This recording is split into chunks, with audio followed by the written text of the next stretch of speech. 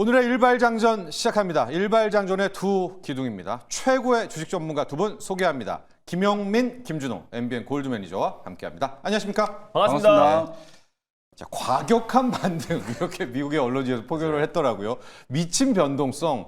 야, 실업 청구권 수 조금 덜 나왔잖아요. 이거 하나로 그냥 뭐 엔비디아 6% 7% 올리고 필라델피아 반도체 뭐 7% 올리고 했습니다.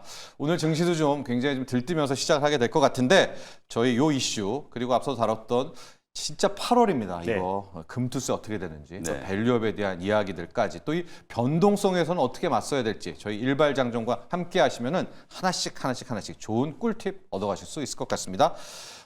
종목을 시작하면서 저희가 그 안에서 담아내도록 하죠. 먼저 김준호 매니저의 일발장전 시작해보도록 하겠습니다. 오늘 같은 장, 오늘의 일발 종목 뭘로 도전해야 됩니까? 오늘은 이제 사실상 납폭 과대 종목으로 이제 들어가려고 하는데 아무래도 이제 전일 밤에 미국의 주간 신규 실업수당 청구 건수가 23만 3천 건이 나왔고요. 그래서 사실상 이제 한 주 전보다 17,000건이 좀 감소가 됐다라는 부분. 그러니까 이게 사실상 거의 한 약 1년 만에 최대폭으로 이제 감소가 되는데 불과 지난주까지만 하더라도 약 1년 만에 최대폭으로 실업률이 증가를 해서 또 경기 침체의 우려감이 있었었는데 일주일 만에 최대폭으로 감소됐다라는 거는 사실상 지금 7월 달에는 또 이제 뭐 텍사스주라든지 또 일부 허리케인으로 인해서 일시적으로 46만 명이 잠시 일자리가 쉬면서 일시적인 일자리 그 실업자가 증가한 게 아닌가라고 좀 이제 관측이 되고 있고 그래서 어제 이제 주간 신규 실업수당 청구 건수가 발표되면서 어느 정도 미국의 어떤 경기 침체의 우려감은 상당 부분 좀 해소가 됐다고 보고 있습니다. 그래서 그동안 낙폭이 좀 컸었던 엔비디아를 비롯해서 특히 이제 반도체 기업들 전체적인 상승 흐름이 나와줬고요. 필라델피아 반도체 지수도 한 7% 정도 반등 나와줬는데 저는 이제 반도체 섹터가 좀 밀리면서 같이 좀 밀렸던, 좀 억울하게 좀 과도하게 밀렸던 뭐 신재생 에너지 또 그리고 ESS 쪽을 한번 가져와 보도록 하겠습니다. 결국 AI 전력 인프라 관련해서도 같이 ESS도 같이 밀렸던 부분이 있었기 때문에 반등 속도 또한 가장 빠르지 않을까라는 관점에서 오늘 일발 종목은 SK 이터닉스라는 기업을 오늘 한번 탑픽 종목으로 한번 들고 와 봤습니다. 간밤에 지금 이제 글로벌 1위의 ESS의 업체인 플루언스 에너지가 한 15%, 장중에는 한 20% 정도 상승 흐름이 나와줬어요. 그래서 어닝 서프라이즈가 나왔고 또 그리고 가이던스도 워낙에 좋았기 때문에 전 세계 1위의 ESS 에너지 업체도 큰 폭의 어떤 이제 매출 성장과 주가 상승 흐름이 나와줬다라고 했을 때는 국내 1등의 ESS 업체는 시장 점유율 20%를 차지하고 있는 바로 SK 이터닉스입니다. 그래서 그런 관점에서 2분기 실적은 당연히 좋을 것이고 앞으로의 어떤 3분기, 4분기의 실적도 좋아질 수밖에 없다라는 관점에서 가져왔고요.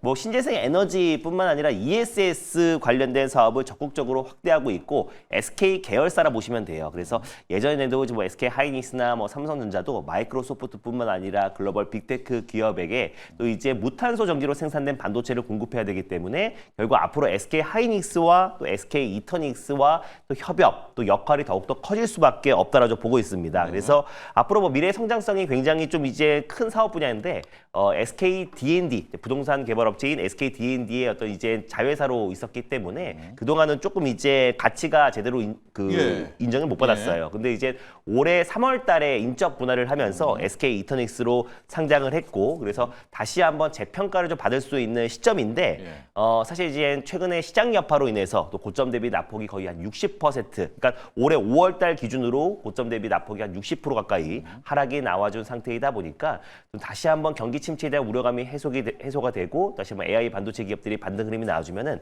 같이 덩달아 밀렸던 또 AI 전력 인프라 또 ESS 관련된 종목들도 상승 흐름이 나올 수밖에 없다고 보고 있어요. 그래서 인적 분할했을 때 SK D&D가 77% 그리고 SK 이터닉스가 23%로 좀 책정이 됐었는데 그때 이제 2대 주주인 이제 한행코가 SK D&D에 지금 거의 한 지금 추정하기로는 한 2만 원 정도를 지금 평균 단가인데 지금 주가가 거의 한 마찬가지로 한 60% 이상 급락이 나왔어요. 똑같겠죠. 그래서 SK D&D의 어떤 이제 손실을 SK 이터닉스로 조금 이제 회복을 하려고 지난번에 5월 24일 날 일부분 또 블록딜을 했습니다. 그래서 마침 딱 그때부터 주가가 좀 조정 흐름이 나와주기 시작하면서 큰 폭의 하락 흐름이 나와줬는데 그래서 한행코 같은 경우는 네. 한 3만 원 정도 부근대가 되면은 좀 이제 추가 블록들이 할 수 있다라는 네. 어떤 이제 가능성을 열어두고 그 전에 우리가 좀 수익을 좀 챙기는 전략을 좀 취하면 될 것 같다라고 좀 보고 있고 결국 SK 이터닉스는 신재생 에너지뿐만 아니라 ESS 쪽에 좀 이제 그 사업을 더욱더 확대하기 위해서 좀 인적 분할을 한 부분이고요. 특히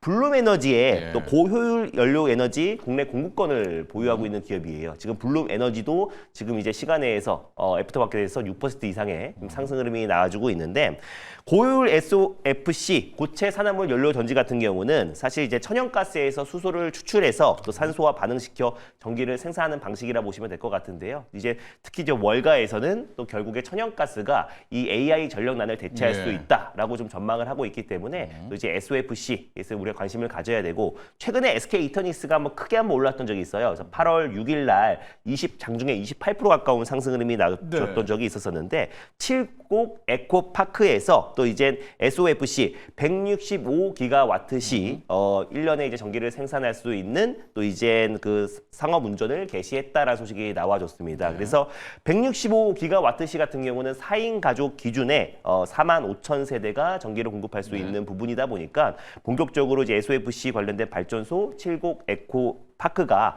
운전이 개시됐다라는 부분 때문에 큰 폭의 상승 흐름이 나와줬고 또 블룸 에너지의 국내 공급권을 보유하고 있는 기업이다 보니까 블룸 에너지도 지금 상승 흐름 나와주고 있고 또 그리고 아까 말씀드렸었던 글로벌 1위의 플루언스 에너지도 ESS 기업인 플루언스 에너지도 큰 폭의 시세가 분출됐다는 점을 놓고 봤을 때 국내 1위의 ESS 기업인 SK 이터닉스도 최근에 낙폭과대에 따른 반발 매수가 충분히 유입될 수 있다는 관점에서 오늘 타겟 종목으로 가져와 봤습니다. 네, SK 이터닉스.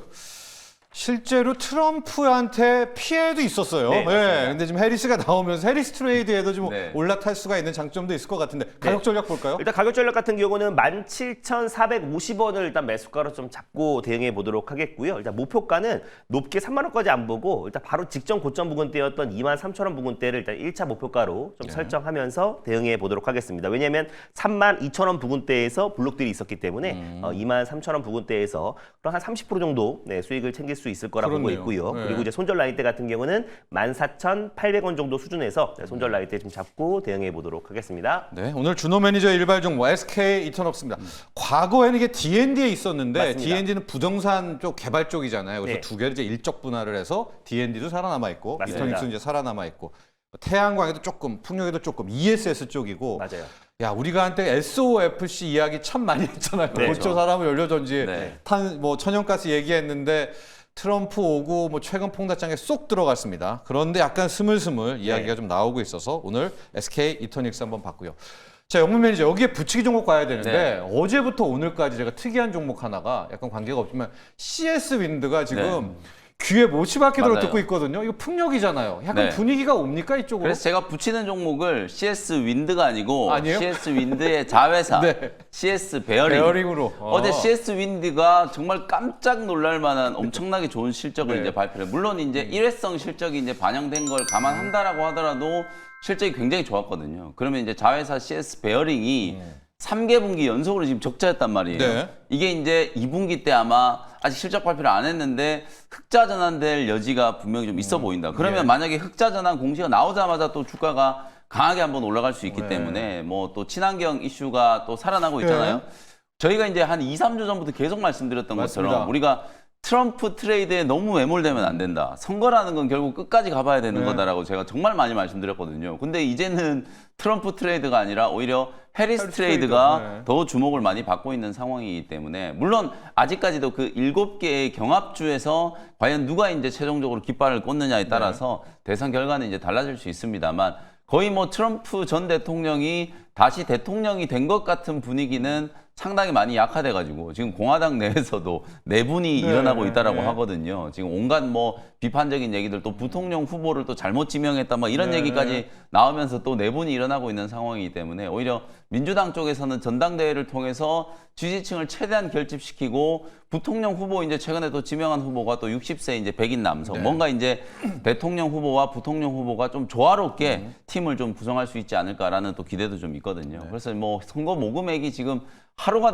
다르게 지금 늘어나고 있다라고 하니까 민주당 쪽에서도 지금 이런 컨벤션 효과를 누리기 위해서 이제 친환경 신재생 바이드노믹스의 또 이제 대를 계승하는 이제 그런 역할을 하는 게 이제 해리스 후보라고 이제 지금 예상을 하고 있는 상황이기 때문에 친환경 쪽에 대한 투자 심리도 좋아지고 실제로 이제 숫자까지 좋아지니까 네. 충분히 이제 올라갈 수 있는 여지는 있다라고 보거든요. 그래서 SK 이터닉스가 결국은 ESS를 포함한 친환경 에너지의 이제 가장 핵심적인 수혜주인 것처럼 오늘은 CS 베어링을 저는 붙이기 종목으로 한번 말씀을 좀 드려보겠습니다. 네.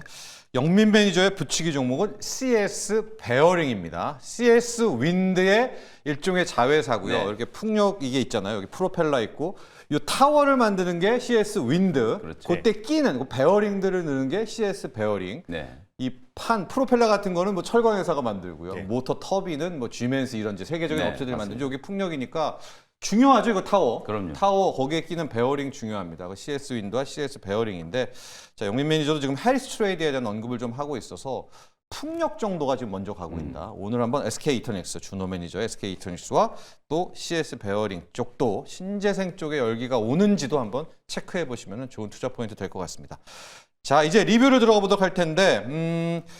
영민 매니저 리뷰 먼저 가보도록 네네. 할까요? 이 종목을 저도 묻고 싶었었고 펩트론입니다. 네. 지금 바이오가 대장이긴 대장인데 네. 비만 이제 네. 다 된 거 아니야? 아니야 비만이야. 아니에요.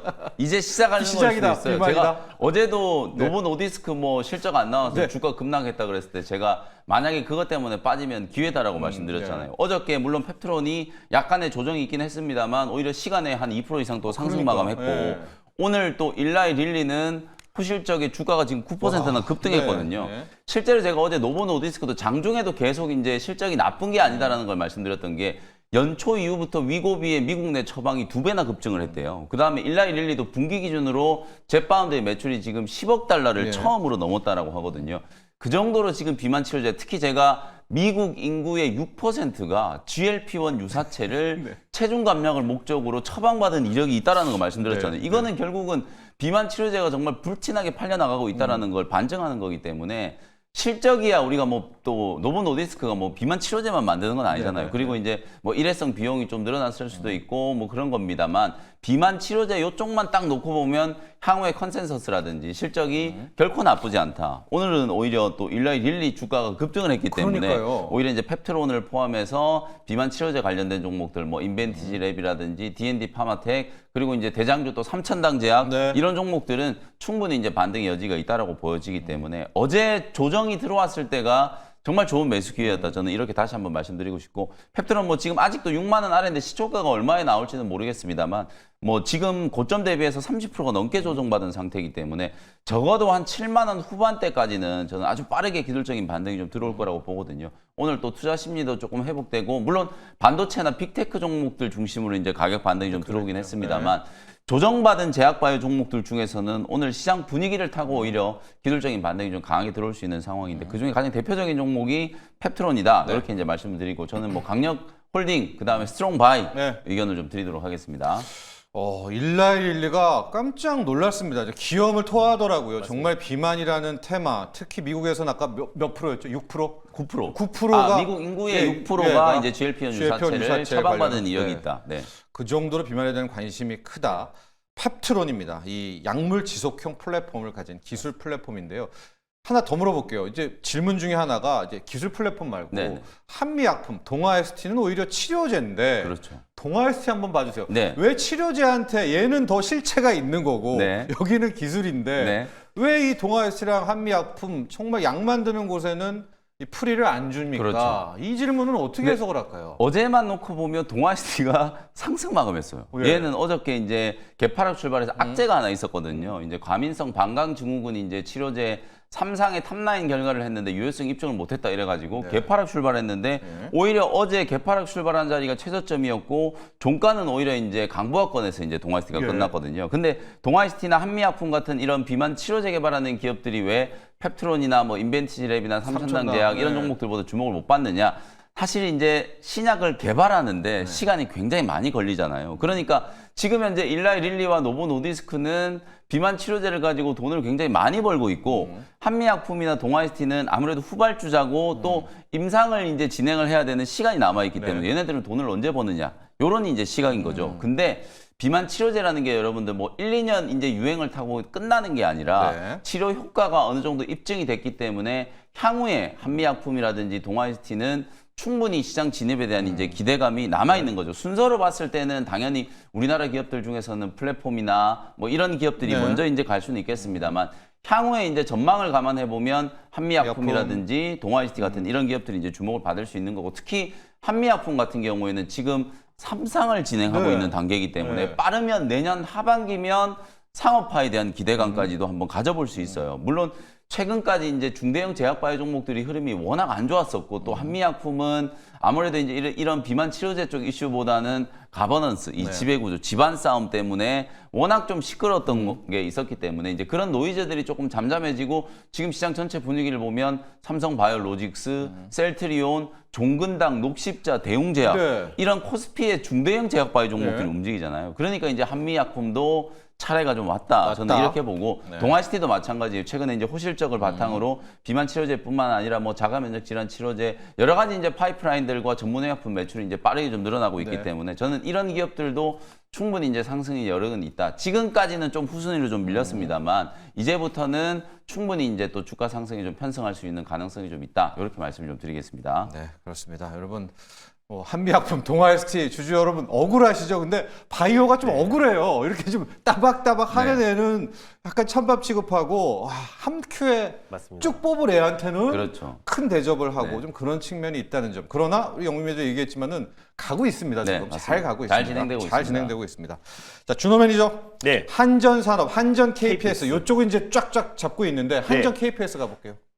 사실상 지금 최근에 UBS에서 시장이 네. 크게 한번 흔들리면서 비관론이 지나치다라는 보고서가 나왔었잖아요. 네. 근데 원전은 비관론이 너무나 지나쳤던 섹터다 보니까 네. 오히려 최근 시장 풍파에도 불구하고 굉장히 안정적인 모습을 보여줬어요. 그래서 사실 이제 7월 18일 날 우리가 체코 원전 수주라는 큰 쾌거를 했는데 비관론이 이제 크게 두 가지였던 것 같아요. 그래서 첫 번째는 너무 덤핑이다. 근데 사실 원전에는 수백만 가지의 이제 부품이 들어가는데 사실 이제 뭐 우리 경쟁사였던 이제 뭐 프랑스 같은 경우는 이데프 같은 경우는 오히려 지금 그걸 부품들을 다른 외주에서 또 그리고 다른 국가들에서 이제 공급을 해 오기 때문에 그 기간이 만약에 딜레이 되면은 공기를 맞출 수가 없어요. 그래서 보통 평균적으로 7에서 한 8년 정도가 딜레이 된다라는 해석이 있는데 사실 이제 우리가 한국수력 원자력이 공기를 딱딱 맞출 수 있는 거는 우리 국내의 모든 이제 수백만 가지의 부품 공급하고 있는 중견 또 그리고 이제 중소형 또 이제 원전 기업들이 있기 때문에 이제 기자재들을 바로바로 공급을 받을 수 있다. 그래서 그게 정확하게 납기를 맞출 수 있고 그러다 보니까 예산을 초과하지 않는다라는 장점이 있습니다. 그래서 우리의 어떤 가성비 또 그리고 그 정도의 어떤 생산 능력을 갖췄다라는 게 우리가 차별화된 어떤 이제 강점으로 봐야 되는 거지. 네. 그걸 너무 덤핑과 이런 부분으로 너무 안 좋게 봤던 부분들이 조금 이제 주가를 하락시켰던 원인이었다 보고 있고요. 네. 두 번째 같은 경우는 갑작스럽게 원래 진행하고 있었던 웨스팅하우스의 어떤 법정 분쟁을 다시 끌어올렸는데 네. 그거는 이미 이제 웨스팅하우스가 우리 한수력이 자기네 어떤 원천 기술을 사실 이제 뭐 기술을 도용했다라고 이제 뭐 딴지를 걸었던 예. 건데 이미 그 부분에서는 우리 한수원이 승소를 했습니다. 그래서 다시 또 이제 항소를 한 상태다 보니까 법정 분쟁이 이어지고 있는데 만약에 최악의 경우에 우리가 진다고 하더라도 결국 로열티만 일부 주면 되거든요. 그러니까 사실 지금 법정 분쟁이 이뤄진다고 하더라도 그게 사실 미치는 영향은 굉장히 제한적이고 앞으로도 수년이 더 걸릴 문제다 보니까 그거에 대해서 우리가 크게 걱정할 필요가 있다. 그게 만약에 크게 걱정됐으면 체코에서 수주를 하지도 않았겠죠. 그래서 이런 부분들이 앞으로 추가 수주에 대한 기대감 또 그리고 뭐 유럽이라든지 또 중동 국가들의 원전 수주에 대한 기대감이 살아있는 상태에서 또 9월 달에 윤석열 대통령이 체코에 방문한다라는 관점 때문에 오히려 주가는 7월 18일 날 오버스럽게 밀렸던 부분들이 그 이후에 차분한 모습이었고 또 네. 이번 주 월요일 날 진짜 역대급 증시의 하락이 나왔었는데 마찬가지로 같이 밀렸지만 회복도 굉장히 빨랐어요. 그랬겠죠? 다시 네. 정상 범위 안에 네. 제일 먼저 올라섰던 게 또 원전 섹터입니다. 그래서 오히려 원전이 지금 우리가 다시 한번 접근해야 될 시기가 아닌가라고 좀 보고 있고 9월 달에 윤석열 대통령이 체코 가는 날짜만 딱 정해진다고 하더라도 네. 그 기대감만으로 충분히 원전 섹터가 상승 여력이 남아있지 않을까라는 관점에서 당연히 홀딩 관점으로 보셨으면 좋겠습니다. 네. 자, 준호 매니저의 한전 KPS 받고 경이로움 님이 준호 매니저님 에코프로 머티의 지금 가격 매력 있을까요? 2차 전지 업종 전망도 궁금합니다. 자, 지금 뭐 여러분도 잘 아시죠? 이번에 네. 청라지구의 화재 때문에 맞습니다. 애꿎게 지금 우리 2차 맞아요. 전지주가 타격을 받고 있는데 그거 아닌 것 같거든요. 네. 에코프로모티. 예. 사실 근데 자동차 이게 뉴스 공론화가 안 돼서 그렇지 네. 자동차 화재는 내연기관이 훨씬 더 많이 납니다. 그래서 사실상 뭐 그 석유를 태워가지고 이제 발화시켜가지고 이제 그 운전을 하는 거기 때문에 실질적으로 내연기관의 화재 사고가 더 많이 나는 거고 전기차 발화 사고는 사실 중국에서도 좀 악명 높기로 유명했던 또 그리고 이제 뭐 굉장히 또 이제 불평이 굉장히 많았었던 또 이제 그 전기차 부품 업체에서 그 배터리를 공급받은 기업들만 좀 예. 화재가 위험성이 있었던 네. 건데 뭐 CATL이나 이런 부분도 아니고요. 오히려 그 부분이 국내 기업들이 반사 이익을 얻을 수 있는 부분이다 보니까 네. 오히려 저는 에코프로 머티가 사실 2차 전지 섹터 안에서 그냥 가장 대장주가 될 수밖에 없다라고 좀 보고 있는 게 물론 뭐 에코프로 머티가 최근에 무슨 뭐 블록딜 일이든지 여러 가지 네. 좀 악재가 있었음에도 불구하고 에코프로 머티와 코스모 그룹주, 포스코 그룹주를 같이 비교하셨으면 좋겠어요. 네. 에코프로 머티가 빠지면 코스모 화학부터 시작해서 이제 뭐 포스코 그룹주 퓨처에, 그리고 네. 그리고 2차 전지 관련된 섹터들이 일제히 에코프로 머티보다 더 빠지면 더 빠지지 덜 빠지지 않습니다. 그러니까 에코프로 머티는 지금 이제 뭐 이대주주의 어떤 이제 블록딜 때문에 안 돼라고 하시는 분들이 있는데 어차피 에코프로 머티에 블록딜이 일어나면 다른 2차 전지 관련 종목들은 더 급락하고요. 중간에 에코프로 머티 같은 경우는 블록딜이 한 차례 있었음에도 불구하고 70% 이상의 상승 흐름이 나와줬는데 이때 에코프로 머티가 70% 상승했을 때 코스모 신소재와 코스모 화학 같은 경우는 20-30%밖에 상승이 안 나왔어요. 그러니까 한마디로 결국 에코프로 머티가 빠지면 다른 2차 전지 관련 종목들은 더 빠진다. 그 에코프로 머티가 올라가면은 다른 2차 전지 관련 종목들은 상승폭도 제한적이다라는 관점에서 그럼 2차 전지 섹터 안에서 우리가 에코프로 머티를 봐야 되는 거고 2차 전지에서 가장 대장 섹터는 에코프로 그룹주잖아요. 에코프로 그룹주 안에서도 에코프로 비행과 에코프로보다는 양극재 생산 능력은 이미 지금 초과한 상태인데 지금 전구체가 못 따라가고 있는 상태잖아요. 네. 그래서 양극재 생산 능력의 절반밖에 못 미치고 또 그리고 또 이제 탈중국화 현상이 더욱더 지금 빨라지면서 지금 그동안은 전구체를 중국에서 받아왔었는데 대체될 수 있는 게 지금 현 시점에서 바로 공급할 수 있는 기업은 에코프로 머티밖에 없는 상태이다 보니까 결국 2차 전지 업황이 다시 되살아나고 또 그리고 지금 트럼프도 지금 전기차에 관련해서 굉장히 예전과는 다른 스탠스를 좀 취하고 있는 상태고요. 또 그리고 해리스 부통령의 지금 지지율이 올라가면은 또 2차 전지와 또 그리고 신재생 에너지 쪽은 좋아질 수밖에 없는 거기 때문에 네. 이번에 어떤 이제 뭐 청라지구의 그 전기차 화재 사고는 예전에 뭐 BMW 화재 사고와 비슷하게 보시면 될 것 같고요. 그리고 오히려 그게 국내 2차 전지 업체들의 반사 이익을 얻을 수 있다는 관점을 본다고 했을 때 오히려 장기적으로 2차 전지 또 그리고 전기차 시장이 살아나고 대중화될 수밖에 없다라고 보신다고 했을 때는 2차 전지 수많은 종목 중에 어차피 에코프로 머티를 볼 필요가 있다. 에코프로 머티가 빠지면 코스모와 그리고 포스코 그룹 좀 더 빠진다라는 관점에서 에코프로 머티는 편안하게 보시고 본격적으로 돌아 나갔을 때 그때 비중을 좀 더 채워 나가서 단가를 낮추는 게 훨씬 더 바람직하지 않을까 보고 있습니다. 네. 에코프로모티 봤습니다. 그리고 여러분 이번에 인천 청라지구 화재 난 게 파라시스라는 네, 중국의 맞습니다. 10위권 배터리 업체의 NCM, 그러니까 3원 개 배터리였더라고요. 그러니까 왜 이게 저는 우리 국내 2차 전지에는 나쁜 게 아니냐 봤더니 NCM을 중국이 만들었는데 엉터리로 만든 거잖아요. 그렇죠. 그러면 결국 하이 프리미엄, NCM은 K 배터리네.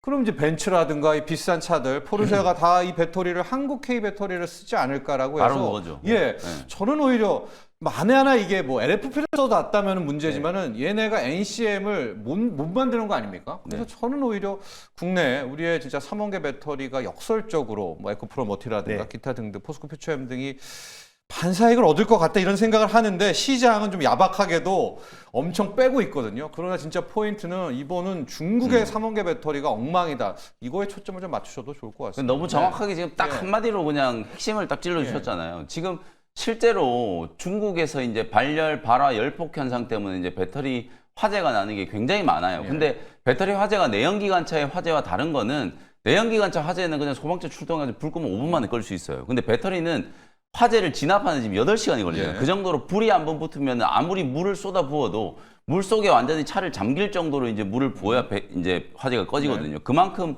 위험하다. 그래서 기술력이 안 되는 중국의 10위권 기업이 3원계 배터리를 만들었더니 자꾸 이런 열폭 현상이 불난다. 생기고 네. 그걸 또 세계 인류 자동차 회사라고 하는 벤츠가 거기서 배터리를 써가지고 1억 넘게 이제 차값을 받고 이제 팔았다라는 것 자체가 소비자들 맞아요. 입장에서는 네, 굉장히 네. 이제 분노를 할 수밖에 없는 상황이잖아요. 그러니까 오히려 더더군다나 이 3원계 배터리의 이제 기술은 국내 배터리 3사가 압도적으로 이제 기술력이 우위가 네. 있다라는 걸 오히려 보여주는 사례이기 때문에 뭐 포비아 얘기까지 나오면서 지금은 우리가 주식시장도 그렇잖아요. 네. 항상 심리가 우선하는 네. 거거든요. 네. 그러니까 이제 무서운 건 분명해요. 네. 아니 주차장에 전기차가 갑자기 불나면 정말 네. 무섭잖아요. 이제 그런 것들이 조금 잠잠해지고 나면 방금 이제 짚어주신 그 핵심적인 이슈, 맞아요. 우리나라 3원계 배터리 어떤 기술력이 오히려 조금 더 강조되지 않을까 그렇게 저는 전망을 말씀드리겠습니다. 좋습니다.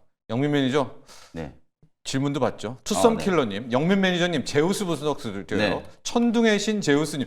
천둥의 신 제우스님은 제우스의 포트 비중이 상당하신가 봐요. 네. 하락 속에서도 홀로 빛난 제우스. 네. 이제 상승세입니다라고 천둥의 신 제우스님도 주셨거든요. 네. 제우스. 제우스는 이제 워낙 많이 먼저 얻어 맞았어요. 네. 워낙 많이 얻어 맞았는데 실적도 굉장히 좀 좋을 거다라는 네. 거 말씀을 좀 드렸었고, 그리고 이제 주가는 지금 보시면 월요일 날 얻어 맞았던 거를 한 3일 만에 바로 지금 되돌려 놨거든요. 그러니까 제우스는 이제는 그야말로 이제 진바닥이 좀 나왔다. 그리고 최근에 또 수주도 좀 있었잖아요. 이송 로봇과 관련된 이제 수주도 있었고, 앞으로 긍정적인 부분들이 이제 충분히 부각이 좀 될 수 있을 만한 가능성이 좀 있지 않을까.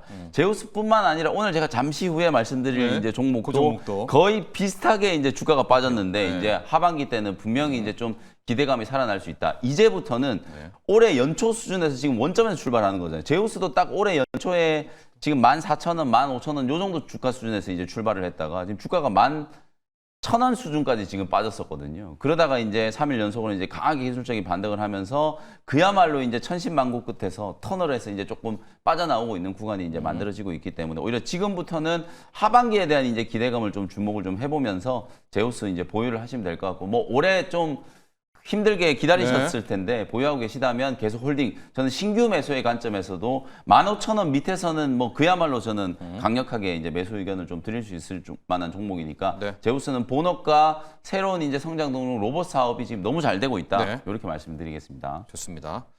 이거는 짧게 답변해 주십시오.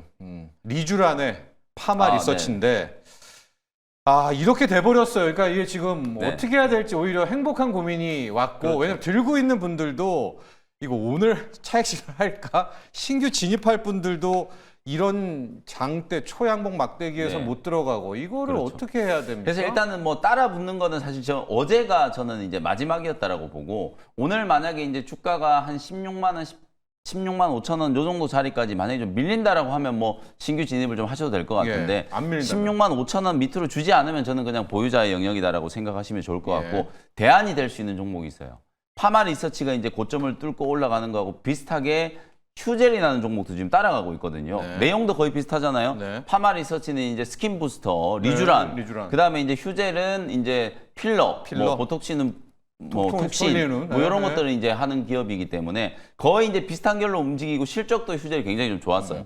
ITC 이제 뭐 예비 소송 결과도 승소를 이제 또 예상을 하고 있는 상황이기 때문에 뭐 관련된 불확실성도 상당 부분 해소됐고, 이제 해외 진출, 미국으로 이제 가는 거거든요. 파마 리서치도 그렇고 휴젤도 그렇고, 이제 그런 측면에서 봤을 때는 위치를 봤을 때는 파마 리서치를 놓쳤다 하시는 분들은 휴젤을 좀 보시는 것도 괜찮아 보인다. 그래서 파마 리서치는 어제 제가 목표가 18만 원 정도 말씀드렸는데요. 보유하고 계신 분들은 그 정도 시점을 1차적인 이제 매도 가격으로 좀 설정하고 대응을 해보시면 되겠습니다. 네. 자, 이 와중에 우리 김종우 님이 전문가님 좋은데요. 하루 평균에 5종목씩 추천을 하잖아요. 그럼 한 달에 거의 100종목, 마음이 아파요라고 이야기를 해주셨거든요. 그래서 좀 이런 말씀 드리지만 저희가 이제 종목은 계속 이야기해드리고 그 종목의 포인트들을 이야기하는 겁니다. 그리고 항상 느끼시면 저희가 손절가를 네. 말씀을 드리고 있기 때문에 리스크 관리를 좀 저 하시고요. 100종목을 다 사라고 말씀드리는 게 아니에요. 아니고요. 네. 그날의 좋은 종목과 이제 그날 시장에 맞습니다. 맞는 종목들을 소개하는 거지. 참고를 하셔야 여기서 돼요. 말하는 종목들을 다 사라는 게 절대 맞습니다. 저희가 아닙니다. 1대1로 우리 시청자분들을 뭐 이렇게 리딩을 해드리는 게 PB가 아니고요. 아니잖아요. 그러니까 네. 지금 뭐 내가 오늘 소개한 종목을 다 살라고 하면 하루에 5종목이지만 네. 정말 많은 시청자분들이 TV를 보고 계시고, 어떤 분은 제약바이오를 관심 가져 하시고, 네. 어떤 분은 반도체를 관심 가져 하시고, 또 어떤 분은 많이 빠져있는 2차 전지나 신재생 에너지를 관심 가져 하시니까 그런 쪽에 이제 이슈들을 저희가 짚어드리면서 관련된 업종 안에서 어떤 종목을 이제 보시면 네. 좋은지에 대한 걸 소개해드리는 거니까 그렇게 이해하시면 될 것 같습니다. 좋습니다.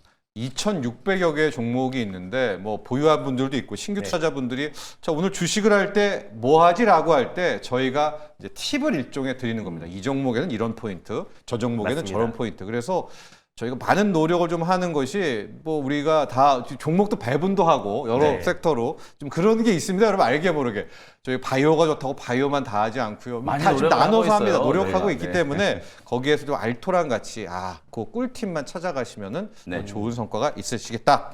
그런 와중에 또 우리 김준호 매니저 미르님이 화신 등 자동차 섹터 진단도 부탁해 드려요. 전 자동차 부품 맞습니다. 좀 될 것 같은데 이제 제 생각이에요. 근데 사실은 네. 자동차 섹터도 네. 사실 뭐 지난번에 뭐 엔화가 다시 한번 이제 네, 맞았죠. 네, 네. 맞으면서 오히려 반도체뿐만 아니라 자동차 섹터 수혜를 받을 수가 있는 게 네. 일본과 이제 같이 이제 수출 경쟁을 하고 있는 게 대표적인 게 조선과 자동차와 반도체잖아요. 네. 근데 그때 이제 엔화가 다시 한번 엔화 가치가 이제 폭등하면서 사실 반도체만 좀 반응을 했는데 자동차 sek터도 사실 수혜다. 근데 제가 이제 화신을 종종 가져오고 이제 지난번에 이제 화신 뭐 서현이야 말씀드렸을 때 단기적으로 큰 시세가 분출됐잖아요. 네. 근데 그 이후로는 말씀을 안 드리는 게 네. 이제부터는 이제 화신 자동차 부품보다는 오히려 현대 오토 에버라든지 이제 자율주행 쪽 또 소프트웨어 쪽으로 이제 가는 게 훨씬 더 좋을 것이다. 그래서 자동차 부품의 유일한 단점은 뭐 이제 중동발 전쟁 리스크라든지 또 그리고 어떤 이제 지정학적 리스크가 불거지면은 원자재 가격이 또 폭등할 수가 있잖아요. 네. 그럼 이제 단가 마진 자체가 줄어듭니다. 그래서 자동차 업황이 살아난다고 하더라도 기아와 현대차는 좋아도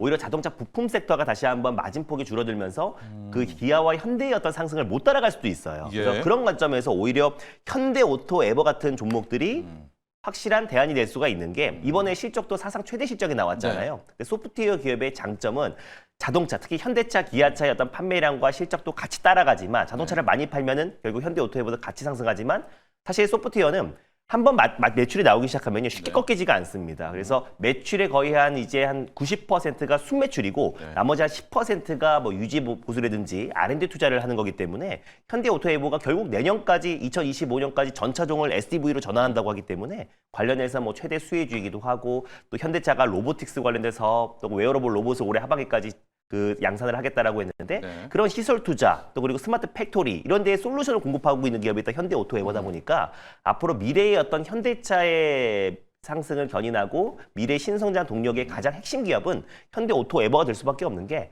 정의선 현대차 그룹 회장도 매년 신년사에서 현대차는 이제 자동차 제조업 기업이 아니라 소프트웨어 기업이라는 걸 여러 차례 강조를 했기 때문에 오히려 이제 자동차 부품에서 그때는 단기성으로 말씀드린 거고 오히려 현대오토에버 같은 소프트웨어 기업이 장기적으로는 훨씬 더 매력적이지 않을까 좀 보고 있습니다. 네, 준호면 이제 화신을 이야기해 주시면서 네. 화신과 함께 현대 오토에버 이야기를 해줬고요. 지금 자동차 섹터 이야기를 하지만은 현대차, 기아차랑 거의 이제 비슷합니다. 현대차, 기아차는 저는 오히려 좀 살짝 보고 있는 게 이번에 금감원하고 두산하고 붙었거든요. 네. 예, 두산 밥캣을 놓고 지금 붙었습니다. 과연 이복형 금융감독원장이 두산을 제압하는지가 저는 포인트라고 봐요. 무한 지금 정정 요구를 했거든요. 두산이 여기에 맞서냐 아니면 두산이 이거를 하느냐. 만약에 금감원이 승리한다면 저는 밸류업도 한번 믿어보고 그걸로 한번 저는 자동차도 밸류업 탈 수 있을 것 같거든요. 그래서 실제로 자동차는 아니 실적 발표를 하고 나서 정말 역대급의 실적이 나왔는데 네.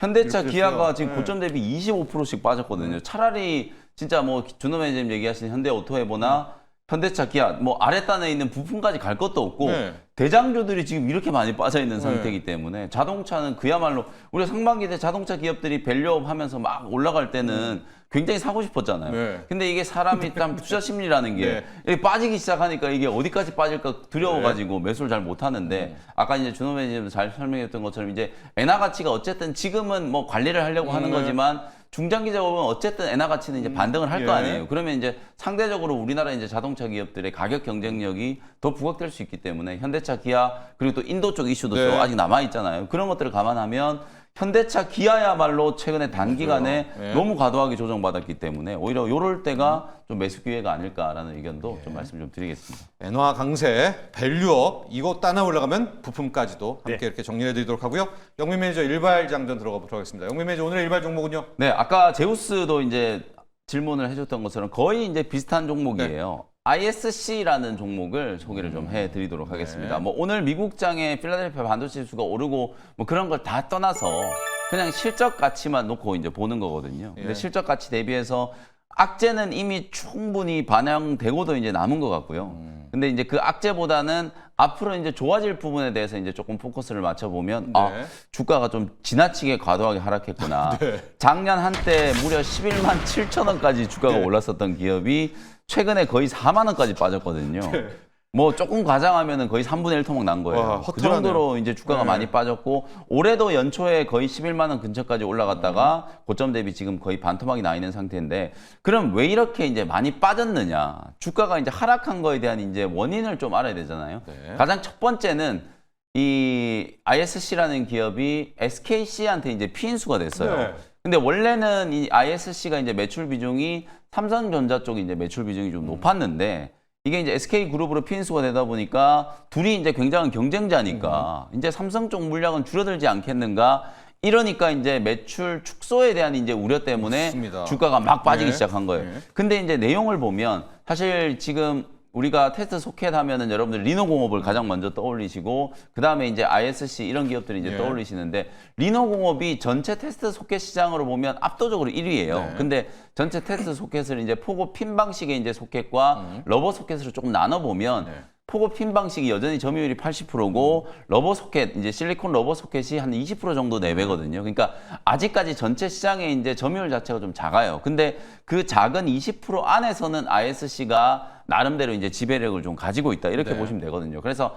삼성 쪽도 SKC의 피인수가 됐다라고 해서 ISC 물량을 빠르게 줄일 수가 없는 게 대안이 별로 없기 때문에 실제로 피인수에 따른 매출 축소가 너무 우려가 좀 과장됐다. 그게 저는 이제 첫 번째 말씀드린 거고 두 번째는 이제 실적 부진이에요. ISC도 지금 보시면은 뭐 작년 한때 막 적자 전환되기도 하고 이러면서 실적이 계속 이제 기대치를 못 미치니까 주가가 이제 이렇게 부러졌는데 1분기 때도 실적이 굉장히 좀 잘 나왔고 2분기 때도 지금 상당히 좀 호실적이 지금 예상되고 있는 상황이거든요. 2분기 때 지금 최근에 실적 발표한 걸 보면 이게 끝자리가 조금만 더 좋았으면 훨씬 더 느낌이 좋았을 텐데 매출액이 498억 원을 기록을 했어요. 영업이익도 149억 원. 전년 동기 대비해서 지금 130%나 지금 이익이 오히려 늘어났단 말이에요. 그럼 이제 본격적으로 실적이 이제 성장하는데 어떤 부분에서 이제 매출이 좋아지는지를 보니까 최근에 이제 각광받고 있는 CPU나 GPU 이 비메모리향 러버 소켓 매출이 급격하게 늘어나고 있다는 거거든. 그야말로 AI 반도체 시장에서 AI와 관련된 수혜가 이제 숫자로 인식되기 시작했다. 그러면 이렇게 이제 과도하게 하락했던 게 충분히 좀 해소될 수 있지 않겠는가. 요 두 가지가 이제 ISC를 우리가 바텀 피싱을 한번 고민을 좀 해봐야 되는 이제 가장 결정적인 이유다. 이렇게 이제 말씀을 좀 드리고 싶고요. 지금 또 하나 이제 이슈가 SK 엔텔스라고 하는 이제 SK 그룹의 이제 비상장 소부장 기업이거든요. 요 SK 엔텔스하고 사실 ISC하고 합병을 이제 추진하려고 했는데 합병이 이제 최근에 조금 무산되면서 이게 합병을 한다라고 하면 이제 연결 기준으로 이 소부장 기업의 실적까지도 같이 이제 반영을 시켰어야 되는데 합병이 이제 무산됐다 이런 얘기가 좀 나오니까 사실상 이제 연결 기준으로 매출이 조금 감익되는 거 아니냐 그것까지도 저는 주가에 다 반영됐다라고 봐요. 그래서 향후에는 SK 그룹 내에서 확실한 이제 소부장 성장 동력으로 이제 키우려고 하는 기업이기 때문에 추후에 다시 합병에 대한 얘기들 아까 말씀해 주셨던 것처럼 지금 막 두산그룹부터 SK그룹이 합병을 하려고 하는데 지금 정부 눈치를 좀 보고 있거든요. 이제 그런 것들과 관련된 이제 이슈가 좀 잠잠해지고 나면 합병과 관련된 이제 이슈까지 부각이 좀 되면 ISC는 어쨌든 AI 반도체 공급망에서 SK그룹 내에서도 가장 핵심적인 이제 계열사로 이제 거듭날 수 있는 가능성이 좀 높기 때문에 그런 부분들을 감안하면 뭐 지금 정도의 이제 주가 수준이라면 충분히 한번 공략을 해볼 필요가 있지 않겠는가 이렇게 이제 말씀을 드리는 거고요. 가격 전략까지 같이 바로 말씀드려보도록 하겠습니다. 어제 종가 53,700원 정도. 만약에 오늘 뭐 미국의 반도체 기업들이 다 좀 강하게 좀 올라가지고 좀 갭을 좀 뜬다라고 하더라도 한 3-4% 정도 갭은 뭐 저는 괜찮다라고 보고 솔직히 말씀드리면 6만 원 아래에서는 저는 그냥 눈 감고 매집을 좀 해도 괜찮을 만한 가격이다 이렇게 보거든요. 그래서 6만 원 아래 구간에서 천천히 좀 모아 나간다. 바로 이제 상승을 할 수는 없다라고 하더라도 지금 구간에서는 좀 이제 매집을 좀 해볼 필요가 있지 않을까 이렇게 말씀드리고 목표가는 7만 원, 손절가는 4만 5천 원 정도로 참고하시면 되겠습니다. 네, 오늘 영민 매니저의 일발 종목 ISC입니다. 이 반도체가 잘 돌아가는지 테스트하는 건데 리노공업은 핀 방식, 얘는 이제 러버 소켓 방식으로 하는 거고. 자, 오늘 한번 보시죠. 준호 매니저의 일발 종목은 SK 이터닉스, 해리스 트레이드와 신재생과 고체 산업을 여러분 다 잊어버렸죠. SOFC 배터리입니다. 포인트 맞추시고요. ISC 네. 영민 매니저의 테스트 소켓 업체까지 오늘 다뤄봤습니다. 오늘의 일발정전 여기까지 하도록 하고요.